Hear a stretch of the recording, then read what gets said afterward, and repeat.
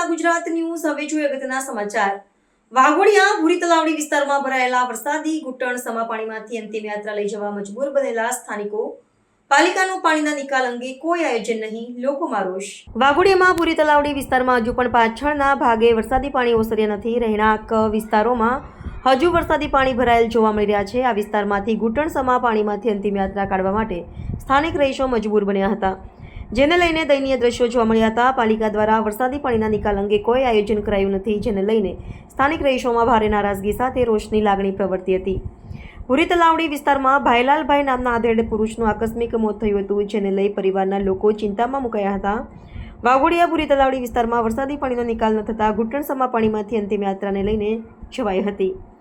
વરસાદી વિરામ લીધો છે, પરંતુ છેલ્લા 3 દિવસથી વરસાદી પાણી હજુ એ વિસ્તારમાંથી ઓસર્યા નથી। વાઘોડિયા નગરપાલિકા દ્વારા પાણી નિકાલ માટે કામગીરી કરી હતી, છતાં પણ હજુ પણ પાણીનો નિકાલ થયો નથી। હાલમાં પણ વિસ્તારમાં ઘૂંટણસમા પાણી ભરાયેલા જોવા મળી રહ્યા છે, જેને લઈ સ્થાનિક રહીશોને આ પ્રકારની પરિસ્થિતિ વેઠવાનો વારો આવ્યો છે। પાણી ભરાઈ રહેવાને કારણે લોકો મચ્છરો અને જીવાતના ત્રાસથી પણ લોકો હેરાન પરેશાન થઈ ગયા છે।